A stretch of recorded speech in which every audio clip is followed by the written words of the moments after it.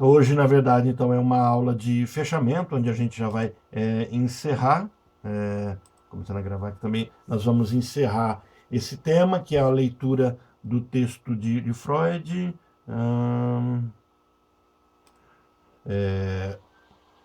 Recordar, repetir, elaborar. Um texto escrito em 1914. Né? Esse texto já traz algumas elaborações mais complexas de Freud, e é interessante porque ele faz um na verdade, é um livro de orientação a terapeutas. Né?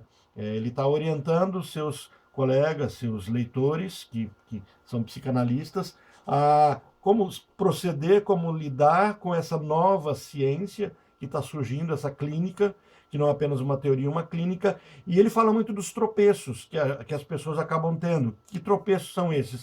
São engodos, enganos,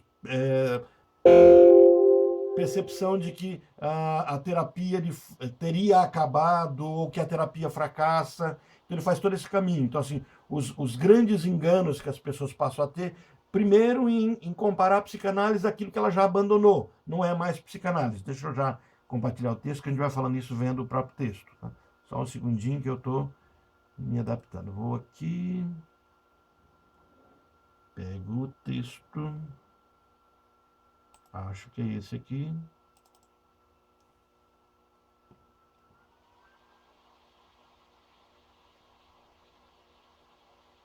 Isso mesmo, exatamente. Bom, então na semana passada nós falávamos aqui, alguns superam lembrança, tornando desnecessária a manutenção do sintoma, outros esquecendo, repetem, atuando, e aí fechamos mais ou menos nessa tela aqui, né? Recordar para não atuar. Então, assim, ele transita do tema repetir e fala assim, olha, devemos a hipnose, a todo o agregado da hipnose, esse comportamento e essas descobertas da psicanálise. Mas diz assim, a gente avança, a gente não está só nessa situação de recordar, recordar. E ele traz um grande problema, isso a gente já falou, né? Ele traz um grande problema para o recordar, porque nós não recordamos da verdade.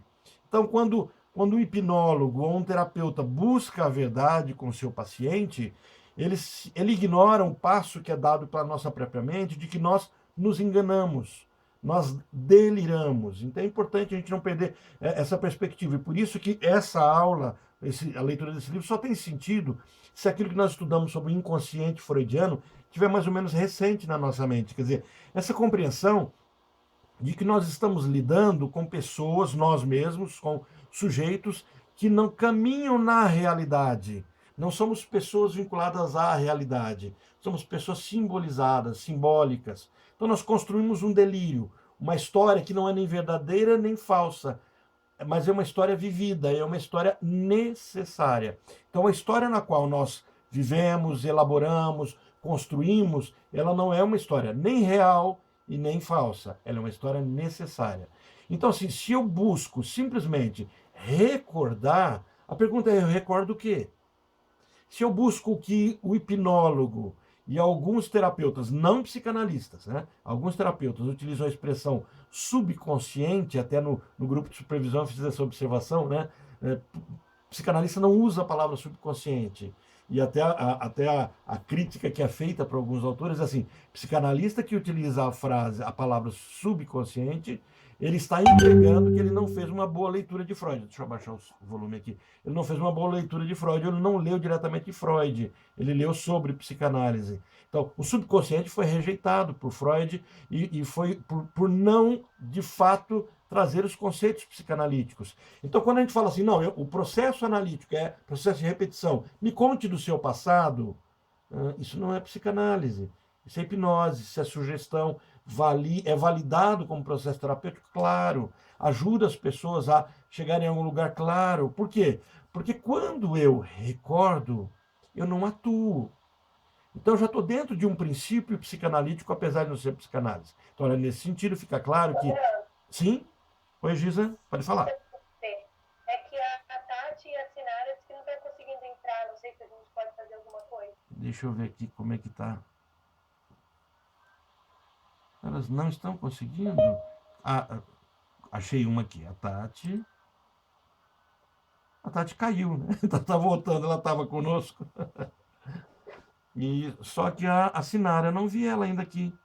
Ela falou assim, não consegui entrar com Opa, senha e o, tudo certo, o, disse o que deu erro na Marcos, rede. deixa eu ir lá no.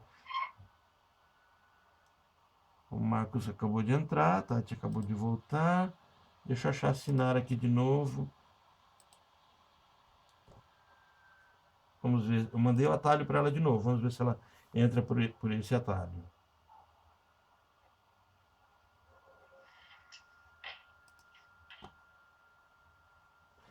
Bom, então nesse sentido, eu tô com a tela aqui, a hora que ela despontar aqui para tentar entrar, eu já visualizo. Se ela comentar alguma coisa com vocês, ó, não tem aqui o link dela. Giza, Marcos, Priscila, Tatiana, são os que estão online.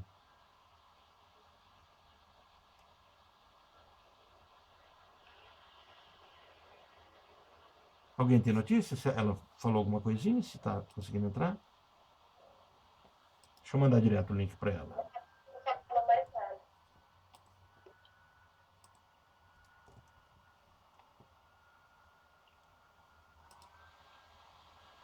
Mandei o link direto para o WhatsApp dela. Vamos ver se ela consegue entrar.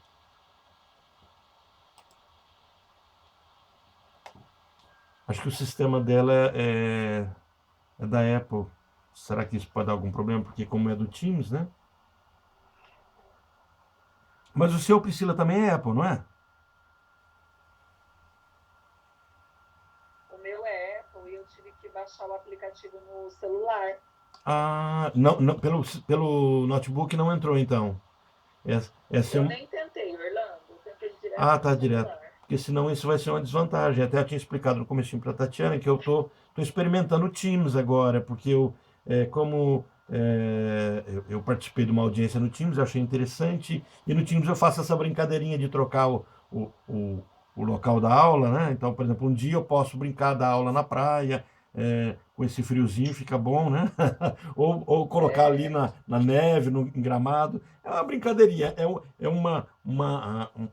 o traseiro lúdico para essa história. A Sinara não entrou até agora.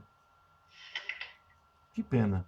Bom, eu vou prosseguir e depois a gente vê com ela o que está acontecendo para ela não conseguir entrar.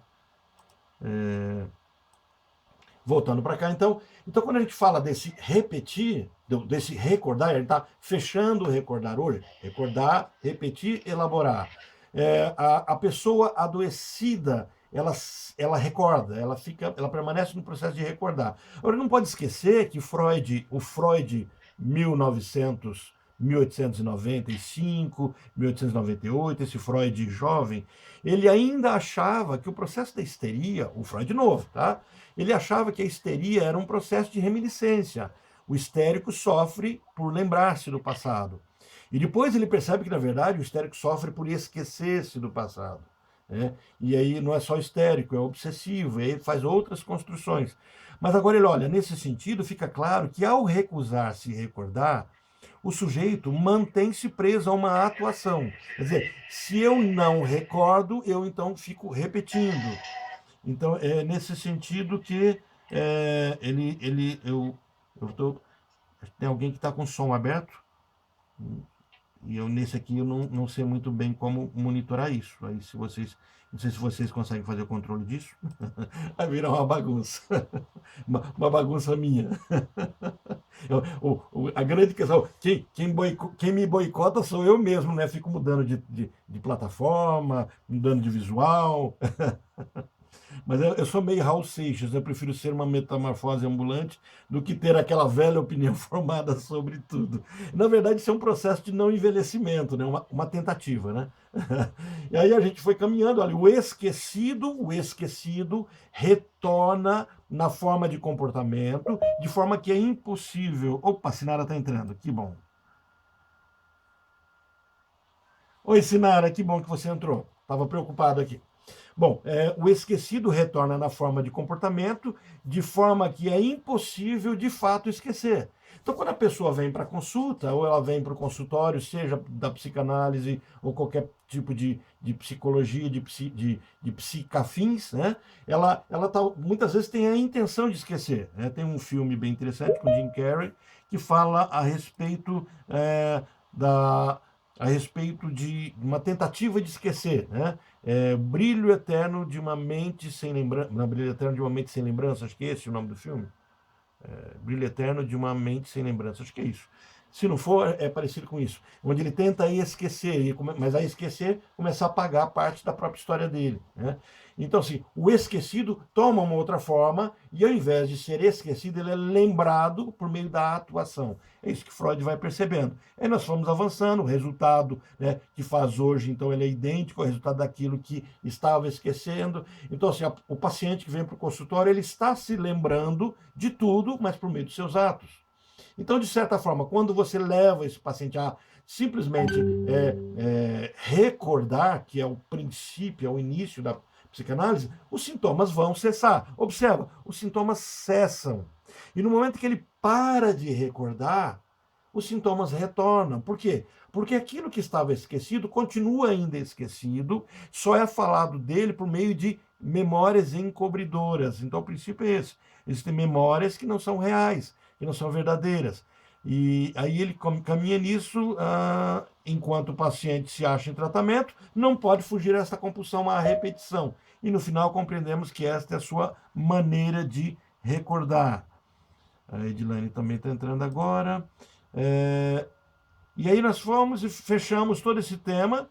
E aí a última tela que a gente viu foi essa questão da abreação. E aí pronto, aí nós entramos agora aqui já no nosso tema de hoje. Então, para a psicanálise, o recordar tem seu caminho, seus passos, tem sua relevância, mas para a psicanálise, isso é algo já ultrapassado. Então, a psicanálise, vamos buscar a psicanálise 2.0, já não é essa psicanálise 1.1. O grande problema é que alguns terapeutas teimam em permanecer nesse processo de recordar. Me fala do seu passado, me conta o que aconteceu quando você tinha 1 ano, 2 anos, 3 anos, 4 anos, qual é a pré-história sua. E ao fazer esse caminho, isso é terapêutico, mas isso ainda é algo que cessa o sintoma, mas sem levar a haver um progresso sobre isso. E aí é necessário que haja um passo a mais. Ele diz assim, enquanto se faz a análise, o paciente deixa de repetir, porque a repetição, isso ele frisou bem, a repetição pode ser em palavras, eu conto do meu passado, ou em atos, eu fico atuando, vivendo, sintomatizando. Mas quando eu vou para o consultório, eu começo a falar. E ao falar, eu deixo de repetir, mas eu recordo. Então o processo agora passa a ser um processo diferente, que Freud então vai chamar de recordar. Então vamos ver um processo. Repetir. Então, olha só, o repetir, tal como induzido no tratamento analítico, segundo a técnica mais recente, implica, por outro lado, evocar um fragmento da vida real, evocar, trazer a lembrança. E por essa razão, não pode ser inócuo e irrepreensível. Essa consideração revela todo o problema do que é tão a miúde inevitável, a deterioração durante o tratamento. Ele diz assim, se eu permaneço nessa técnica psicanalítica, nessa forma, olha, e a técnica é técnica. Mas Orlando, você não disse que existem 2 técnicas? Sim, só que quando eu caminho no processo apenas de repetir, eu estou me achegando, me acomodando perto de uma técnica psicanalítica que a gente vai ver daqui a pouquinho chamado repressão, que é o processo exatamente em que a repetição cessa, eu não tenho mais o que falar. Recordar, repetir. É uma deterioração durante o tratamento. É por isso que alguns terapeutas novatos, sem muita experiência ou leitura ainda, por quê? Porque estão começando. Então eles começam a sentir dificuldade em tratar porque os temas cessam, as lembranças cessam e o paciente começa a silenciar. ou começa a achar que os problemas estão resolvidos. E ele, resumindo assim, repetir, então, é lembrar um fragmento da vida real. Se é um fragmento da vida real e eu só estou recordando aquilo, chega uma hora que eu não tenho mais o que recordar. O curioso é que quando mesmo eu trago isso no sentido do sonho, e eu peço que o meu paciente me conte um sonho, vai chegar um ponto que os sonhos aparentemente são repetitivos, são os mesmos. Só que os sonhos serão sempre os mesmos, porque eles são uma demanda do inconsciente ligados ao desejo. Ele muda a roupa, mas o sonho é o mesmo. Tem um outro texto de Freud, onde, quando ele fala sobre a questão disso, ele diz assim, anota o primeiro sonho do seu paciente, e quando ele estiver indo embora, e interpreta o último sonho, você vai perceber que no primeiro sonho ele já tinha te contado tudo que ele estava sofrendo. Por quê? Porque os sonhos, na verdade, eu tenho vários que relatam a mesma demanda. Mas, Orlando, cada sonho é diferente, cada momento da minha realidade é diferente. Parece ser diferente. É aquilo que carrega vínculo, é aquilo que tem aderência, eu brinco com a história do carrapicho, é isso que está referindo-se à questão do sonho. Então, primeiro e antes de tudo, Freud coloca assim, o início do tratamento em si ocasiona uma mudança na atitude consciente do paciente para com a sua doença. O fato dele começar a falar, né, contar, olha, eu tenho uma dor assim, eu não sou compreendido de tal jeito, eu tive tal fracasso, eu repito, sabe? Ele contar do sofrimento dele, isso cessa de imediato a atitude dele. Porque agora ele, olha, ao recordar, a repetição dele começa a acontecer não lá fora, mas no consultório. Então ele se vê na não necessidade de atuar, porque ele está recordando e repetindo no consultório. Ele habitualmente se contentava em lamentá-la, desprezá-la como absurda e subestimar sua importância. Então, antes dele fazer esse processo de catarse, de expressão, ele minimizava, se autocondenava ou condenava as pessoas que não davam relevância ao seu sofrimento. Quanto ao resto, estendeu as manifestações dela à política do avestruz de repressão que adotara em relação às suas origens.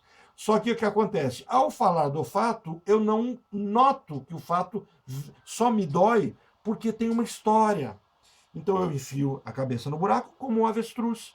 E acho que isso simplesmente resolveria o problema. Agora eu tiro essa cabeça do avestruz para fora. Quanto ao resto, estendeu as manifestações dela à política de avestruz. Quer dizer, agora eu estou só diante desse processo. Assim pode acontecer que não saiba corretamente em que condições sua fobia se manifesta, não escute o fraseado preciso de suas ideias obsessivas ou não apreenda o intuito real dos seus impulsos obsessivos. Quer dizer, em resumo, essa pessoa não prestava atenção em si e o fato de simplesmente falar sobre o que lhe acontece de forma sintomática continua sendo não falar sobre si. Isso é interessante que no outro texto sobre os obsessivos, Freud relata que se nós não atentamos ao fato de que o processo de falar do outro ou falar das suas angústias é também uma fuga